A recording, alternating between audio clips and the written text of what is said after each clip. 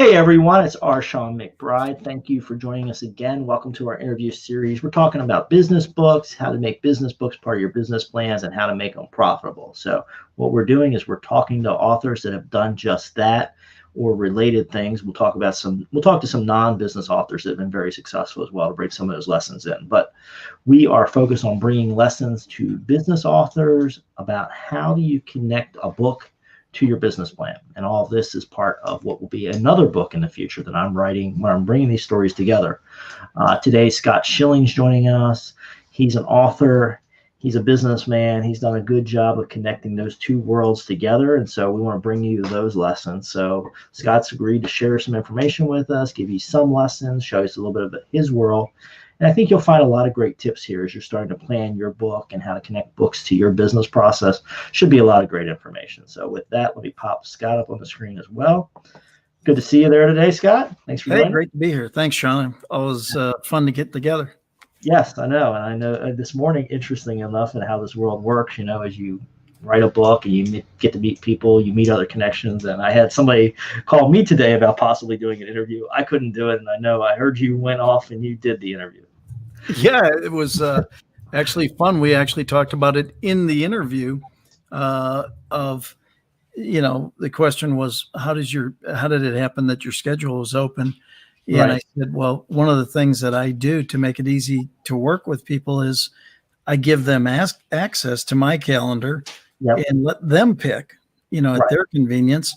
And it just so happened nobody had picked that time. So worked out great. Well, and it plays into a broader theme I often talk about, which is priorities, right? So, you have to know what your priorities are, which allows you to focus on things that are important, but then it leaves you a little bit of white space or time to be creative, thoughtful, or respond to kind of those last minute invites. And if you get caught up in that situation of just being busy, and never having a spare moment, you miss a lot of opportunities. Well, that's what I found, actually. I found it easier to schedule when I gave other people the opportunity, because otherwise you sit there and go, okay, let's see who's going to be on the call. Sean's going to be on the call. Scott's going to be on the call. Who are we going to bring in? Okay, let's triangulate 3 calendars. Mm-hmm. It's like, okay, time out. It's hard. Sean, you and your guest want to talk to me. You guys take a look at my calendar and figure out which works for you, And so it just makes it an easier way of doing it the vast majority of time. Yep. And so, that's all part of the networking side. I mean, that's a big bonus for many business authors. So let's just start. Let me not put words in your mouth, Scott. Let's talk about your experience. What have been some of the best things that you've experienced after you've written books and got them out there? Gosh, I think the best things are, the questions you get when you tie it into a talk from stage, as an example. Yeah. When people come up to you and say a variety of different things. Oh my God, I just want you to know you just changed my life. Mm-hmm. What? I mean, it's those kind of moments. It's right. How do you have the courage to lead with XYZ? Mm-hmm. How do you, why are you so open about this or that? It's those kind of moments that are so amazing, because it's in those moments that you understand you're truly helping somebody else, maybe to either have the courage to do something themselves or give them permission. For some reason, people think, that they have to have permission to tell the truth and be authentic. It's really a shame. It is a shame, and I think, it's been interesting because this year has been a year, and you may or may not have seen it on social media. I've done a lot of work in the nonprofit world, and you get out there and you start talking about something, and it's amazing how many people come and they're like, "Wow, because you said it, it's safe to talk about that." And I think that parallels a lot of a book. As a lot of times we put these thoughts and ideas down, and it helps people recapture that thought. Maybe they had a similar thought in their head and they didn't act on it, and it gives them kind of the permission to move forward. So depending on what the lesson is, a lot of times by putting down the lessons we've learned maybe with our other clients or our experiences, we're helping other people unlock their potential. Yeah, there's no doubt about that, because the reality is everybody has to, in order to maintain integrity and authenticity, they've got to stay in their own stories. Mm-hmm. But their stories are just as valuable as mine are, as yours are, as Jack Canfield's are as of anybody's are, right? Right. I mean, they're our stories, and many times it's our take on that experience that can be so beneficial, because again, sometimes people don't, they're trying to be so attached to what message they deliver. And Yeah. the reality is there should be a high intention, low attachment. A high intention of imparting something great or of wisdom, but a low attachment as to what it is or who it's for or any of that kind of stuff. So again, it's even this morning on the show that we were laughing about earlier. I said, there's only two answers in life, really, and that's hell yes and hell no. Right.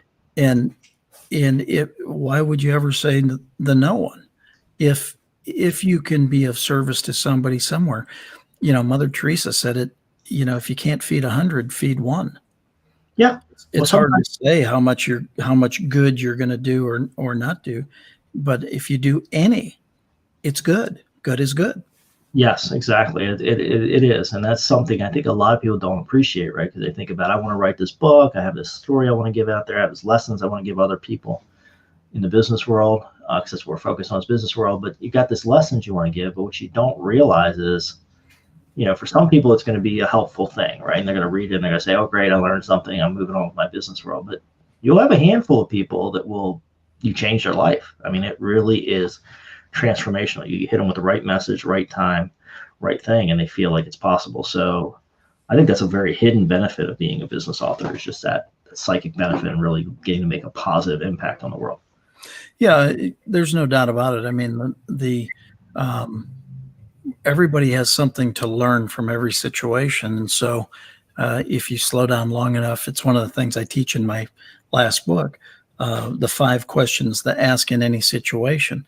What's the lesson? What's the gift? What did I do to create it? How would I modify it next time to make it better? How's it going to serve me the rest of my life? Mm-hmm. Every situation has an opportunity to be turned into a lesson. And even if that's the only thing that anybody ever learns is those 5 questions, you've done some pretty good stuff, Exactly.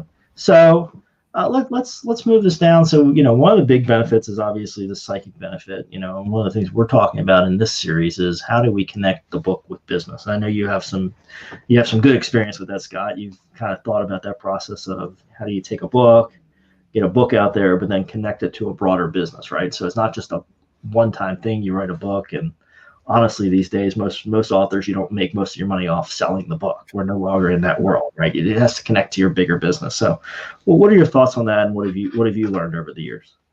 Well, I think the reality is that way back when, people actually thought that you made money on a book, and that it's like, oh, I'm going to get this advance, and I'm going to get this, and I'm going to get that, and it's like, no. Get that out of your head. It is far more than, some people have gone all the way to say it's a glorified business card. I don't agree with that either. That it's far more than that, because it's your work, it's your messaging and things like that. Yeah. But I think a lot of what is, look at it somewhere in between there. And so as an example, one of the things that I do, because in part of my business, I train sales training and pricing integrity and things like that. I actually utilize my book. One of the things that I do is to share a lesson. I sell my book at full price, and then I add value to it. So I don't discount the book, but I add value. Well, immediately, sometimes people don't buy the book because it's like, what, you're not going to give me a deal on the book. I said, I'm not giving you a deal on the book. I'm giving you a deal on something else. And quite frankly, why should I, if the lessons are truly important that are in the book, why would you want them at a discount? Right? That's not the way it works. But the point is, what that allows me to do, connecting it to business, is I'm modeling for you something that I will teach you, not only in the book, but in the trainings. So now all of a sudden your book is the foundation to move somebody into not only spending full retail for the book, but ultimately now retaining you, whether it's for a one-off training session or maybe train their sales force or whatever those cases might be, because you've taught them a lesson immediately upon meeting them. Yeah, I love that idea. I mean, it just makes a lot of sense. It definitely goes contrary to what a lot of authors do, because I see people running around there and it's kind of the race to the bottom. I mean, you even see different authors, they'll have, these free book promotions, where they have, lots and lots of people get free copies of their book online so they can get bestseller status or whatever. And so you're really taking a different approach, and I love it because it embraces the value of your book, and it kind of sends the message like the lessons are worth what they're worth. And really, if you look at the cover price of a typical book, I mean, $15, $20. I mean, I hope if you've done the time to write a book that you're going to have $15 or $20 worth of value in it. Well, that's the part. My last book was actually $24.99, and my last business book was $29.99. Yep. Now the $29.99 book, somebody said, "Oh my God, it's $29.99." I said, "Yeah, well, this is what these 256 pages detail how we took a company from 8 million to 100 million in 5.5 years. This is not the story of it. This is the executable implementation strategy on how to accomplish that. Is that worth $30? Oh my God, it's worth so much more than that. Great, then I should charge you more." Yeah, exactly. Right. Yeah. But again, here's what so many people simply they defeat their own book. Let me take it down to $15 or $10 or whatever. Well, number one, they're not going to make any money on the book. Number two, how much is the book going to be respected? Number three, there's no conversation around it. It's like a non-event that somebody bought the book. Whereas if you can create an event and a conversation around it, you might sell less books, but who cares? Wouldn't you rather have the training opportunity that comes out of it, or the thought process that comes out of it, than just a book?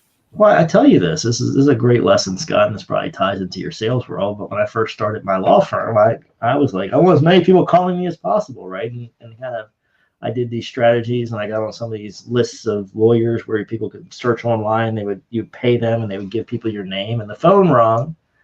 But I would get all these like cost-sensitive people who, they were searching on the internet, and they would get names of 5 different business lawyers, and they would call us up, and they would spend so little time on the phone that the only point of differentiation they had was price, right? So, can you do what I need? Can you form an LLC for me? Yes, I can do that, but let me explain my experience and what I've done. Well, no, how much does it cost to form an LLC, right? Yeah. And the only point of differentiation they had for anybody was price. And I think a lot of people fall into that trap with their book, right? Like, this other guy's got a business book for $6, so I got to price mine for $4. Or, somebody else has a Kindle edition for $2.99, so let me make mine $1.99. And you see kind of this race to the bottom. But you're talking about making it a whole connected series, which is kind of what we're talking about. But you're taking it all the way back to price, which is, let's start filtering our customers from the beginning, right? Do they care about this topic? Do they care enough to pay $20 or $30 about the topic? If they did, they're starting to look like a good customer, and they might move down the chain and work with you later down the line. Right. And the topic of this call, or what you said earlier, is how do you tie it into your business? Well, I mean, the other side of it is you could say, well, I tell you what, there's actually a way of getting free training out of this. Mm-hmm. Well, what's that? Buy 100 books at $30. Right. I'll come in and train for 2 hours. Yeah. Or whatever, a half day or whatever, right? Again, you just take the numbers. Well, now your book, number one, your book stays valued. Mm-hmm. You can say, we're going to utilize what's in the book during the trainings, so that in essence, the book becomes a book and workbook at the same time. But then the opportunity becomes, when you purchase the books, I'll come in and train. So now you have the exposure to not only that training, but obviously, let's just say if it's an hour, you can't jam 256 pages of knowledge in an hour. You're going to pick the highlights. Well, if you want more of that, let's train more. So now that's an extension into your business again. Yeah, exactly. And I talked to a guy who, been very successful in the NSA world, National Speakers Association world. And, his philosophy was basically he wanted to get a handful of influencers that really liked him and brought them back and forth for training. And then what he said was, well, eventually, everybody moves companies, they change, divisions change, all that. And basically all he needed to do was plant a handful of seeds with the right decision makers and it would go.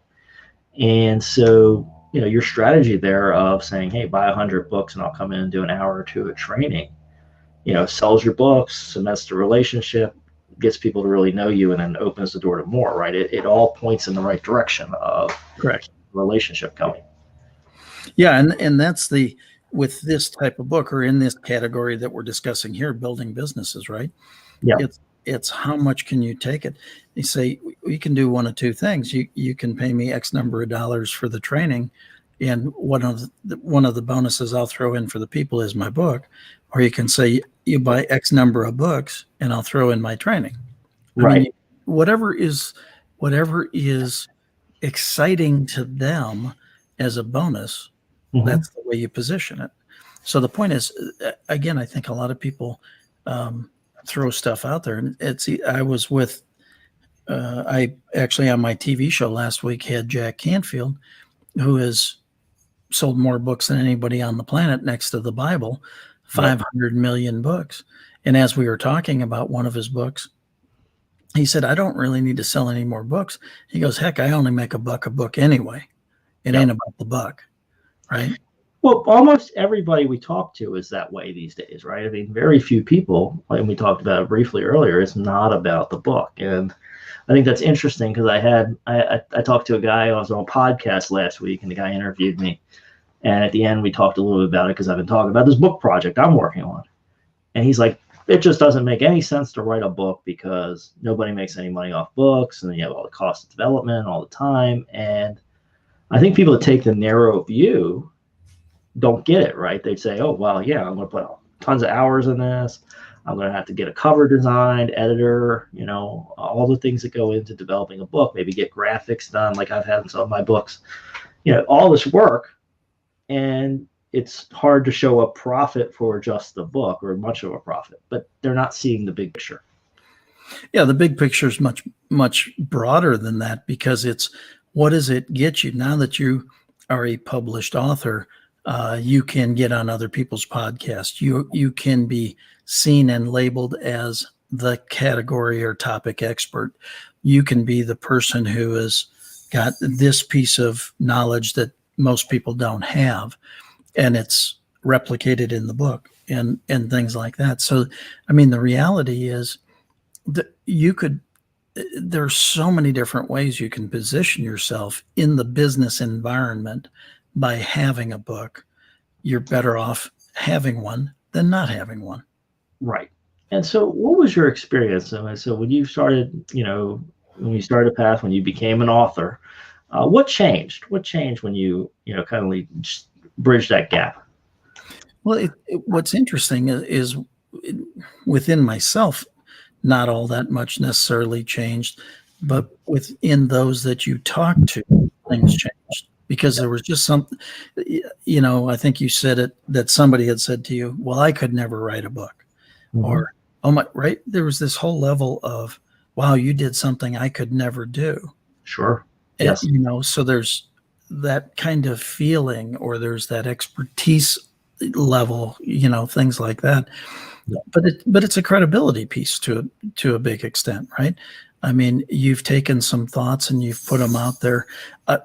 What's interesting is I just did a recording that you set me up for. Thank you very much. Well, my pleasure. And but on the way back, I was talking to another friend who's got a group of about, his tribe is probably 500 consistently. But he said to me, as we're on the phone, as I was driving back to the office, there isn't a week go by that somebody doesn't lift up your book and point to it and say, hey, what we're talking about right now, Scott addresses in his book. Yeah. And so Yeah. this is on a friend's show, right? And Right. in a friend's tribe. So, and he brought me in to talk to his tribe one time, and we made him an offer on the book. And now my book is what, like, kind of what their go-to curriculum in his tribe. Yeah. Well, and one thing it was kind of, you get that, right? Some people just fall in love with your content, and we've had that. It was interesting when I did my co-authored a book on time management when we did a presentation. We took the presentation, we rolled it into a book, we added some details, but people took it home on the airplane, and then people were calling us afterwards, and they were like, "Hey, I need you to help with this, and that." They're not going to do that with a PowerPoint, right? They're not going to do that with, a podcast. I mean, those are great things to do also as a business owner, but something about that tangible medium, the glossy cover, the organization, people treat it differently. Yeah, there's a respect level that comes out of it immediately, because the vast majority, again, people think about who they hear are New York Times best-selling authors, and think about the books that they hear about that are classified that way, Right. things like that. And you get put into a circle of more influential people once you have your book, right? And then the next question is it any good? Who utilizes it? Who does whatever? Well, my last book, I had Jack Canfield did the forward to my book. Heck, I'd stop you can stop just reading his forward. It's awesome. I mean, it tears me up, and, as a mentee of his and a friend of his. But I mean, he doesn't really do a lot of forwards anymore. And to have the honor of having him do that forward to that book, again, there's a whole nother credibility piece there, and a whole other, how'd you get that accomplished? Well, he's a friend. Right. What? How did, right? And so a lot of this is about opening up conversations. And the one thing that so many people are missing today is they're not understanding the value of conversations. And if that's all your book ever does is starts a conversation, you are miles ahead. Yeah, and that's one of the hardest things in this world we live in, right? Because it's such a transactional world, and you watch it. I mean, people they go online, they want to just download it, they Google, they want a magic answer. And some people sell books that way too, right? As you have the how-to book that answers the question everybody asks, and there's a market for that.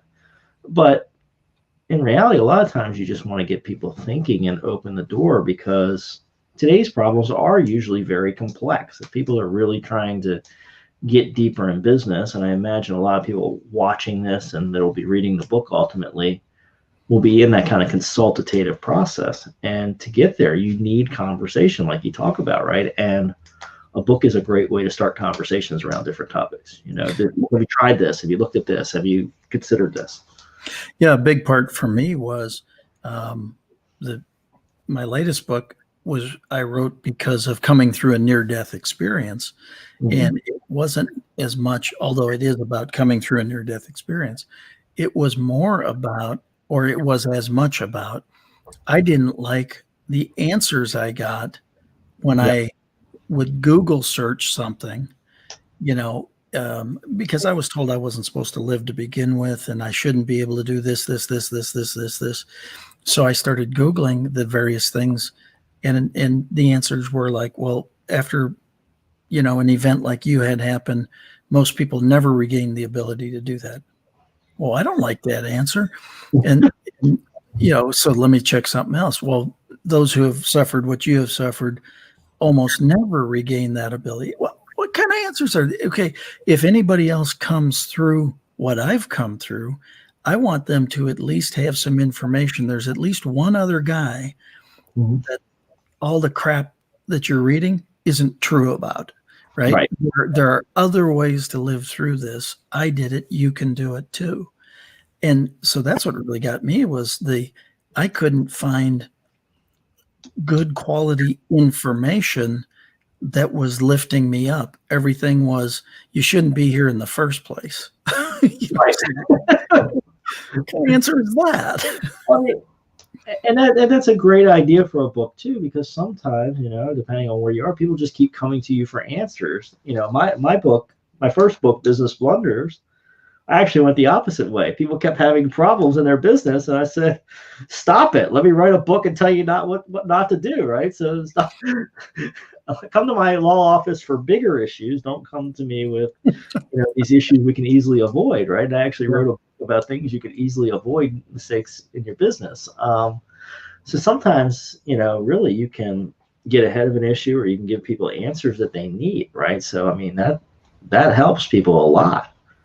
Well, I mean, that's why I didn't write them. I didn't write it to be an author. Yeah. You know what I mean? I didn't need the designation behind my name. That wasn't what was important to me. And quite frankly, neither is the designation of executive coach or speaker or trainer. None of the designations are important to me. The only thing that's really important is that I take the talents and capabilities and knowledge and wisdom that I've gained by being on the planet longer than some other people, and sharing it in such a way that it benefits them, because that makes my heart feel good. Yeah. Far more important to me than the designation that, I'm an author. Right. Well, you raised the title author, and I find this interesting, and something I think a lot about is, you write the book, and then suddenly some people are going to call you author. Then this question, do you call yourself author? How do you label yourself? One thing that was frustrating for me, and maybe I'd be curious to hear your experience on it, like after I wrote my first book, for a period of time, that's all people wanted to talk about was that book. And it shocked me a little bit, right? Because can I interview you on my show about the book? Can you come give a speech about your book? And I mean, that's all great stuff for your business, because you kind of get this buzz. But you have to manage it, right? You have to understand how it fits into your bigger process, and don't get caught up just in the tidal wave of you have a book, right? You make it part of a longer process. What was your experience with that, Scott? Yeah, it was one of the things. I was out speaking so much when I launched my first full-fledged me only written book. Yeah. That I was too busy to launch the book. Yeah. And so it was one of those, you got a book? Yeah. I mean, I wasn't really promoting my own book. Right. I mean, so I didn't see it as anything different. What it allowed me to do is simply provide a solution to a problem. Mm-hmm. See, my first book I wrote because there was this impassioned plea to support Habitat for Humanity, and it hit my heart like nothing had ever hit my heart. I was there with two friends, one on the right, one on the left. The one said, "I'm going to write a big check," and he said the amount of the check, and it was a big check. And the one on my left said, "I'm going to write a check not that big, but I'm going to write a check." Wow. And they both looked at me and said, "What are you going to do?" Well, it was at a time that I was in a stock play, which meant I made a decent living, but I didn't have a whole lot of extra. Yeah. But I couldn't write the check. Now, I wanted to support the project, but I couldn't write the check. So what I realized was I could write a book that could be sold to create revenue to support the cause. Right. So it wasn't that I couldn't write the check. It was I could do something. So that's what really created the first thing. It wasn't the fact that I wanted to be an author. It was the fact that I wanted to support something that made my heart feel good. Yes. And I think that that's the biggest part for those listening, or it's going to be the biggest part for some of those listening, that it's okay to write a book and not worry about, number one, how many you sell or how great an author you are or whatever. You are what you are, right? Mm-hmm. I mean, it's like the people who get on all these video conferences and say, "Hold on, I don't like the way I look on camera." Hint, that's the way you look. Yeah. It ain't going to change, right? it's the same kind of thing as an author. Don't you know? I mean, yeah, that's why there are editors and some people to touch it up and put it out there for you. Do it because it makes your heart sing, and then tie it into your business that fulfills the next level. Well, yeah, and I think that's a fundamental premise. I mean, there should be an alignment all the way across from who you are to the business you're doing to the book you're writing. I think that's a great point to drive home, right? Is don't write a book because somebody says you should write a book. Write a book because there's a market need and you care about that market need, right? Don't write a book just because there's a market need. Write a book because there's a market need and you care about solving that problem. And I think a lot of people do get caught up on that. They try to think about the perfect book, the right thing, the thing that'll sell a lot of copies or whatever, and they lose that alignment. And I can tell you, and I think you just kind of hit on it, Scott. You do something out of alignment with who you are, whether it's in business or in a book or whatever, you're not going to end up in a happy place. No, I mean, there's no reason to do it just to do it. I mean, have everything that I've put out has been to satisfy a need, to provide a solution, to address something that, maybe it's even been addressed, but it hasn't been addressed the way I would do it or whatever. I mean, my last book, That Sucks, What Now? Real World Solutions for Getting Through What You're Going Through, right, was because I've come through so many things in my career. And the point was, somebody said, when I was describing all this to somebody, they said, so what did you say to yourself when XYZ happened? I said, well, that sucks. What now? Meaning, that sucks. I wish it wouldn't have happened, but it did. What now? No time to sit around and complain about it. What do I do to fix it? And so but the point is, out of all those life events, I learned tremendous lessons. Yes. And those are lessons that, quite frankly, you could transfer. And experience is a great teacher, but it's a phenomenally expensive teacher. So no reason to take the expense yourself, right? Take and model the experience. Yeah, I love it. So, Scott, why don't you tell people a little bit more about your specific titles? You've given us a handful of them. Tell us what you're doing out of the world, just so people can connect with you more if they're inspired. Yeah, the first one I was talking about was called Talking with Giants, and Talking with Giants is got 21 charities tied to it, and the proceeds go to those charities. And it's really, the context is really about generosity builds prosperity, not the other way around. We give and we prosper. We don't give to prosper. It is just the natural byproduct of prospering. And anybody who has achieved any level of success, you'll find that they've got a generosity bent to them. They've got this desire to give back. The business book I was talking about is Without Customers, You Got Nothing. And it's exactly about that point. If you don't have customers, you don't have a sale. People make sales really hard, right? It's 4 words: identify, problem, provide, solution. And that's the book that we took a company from 8 million to 100 million in about 5.5 years. And I detailed how we did it and the things that got them there. And then my latest book is That Sucks, What Now? Real World Solutions for Getting Through What You're Going Through. We all have bad stuff that happens to us. Bad stuff happens to good people. Bad stuff happens to bad people. Bad stuff happens to everybody. It's not about what happens. It's what you do when it happens. How do you address it? How do you fight through it? And what I realized, again, it's not like I'm comparing notes with how many bad things have happened to me versus how many bad things have happened to somebody else.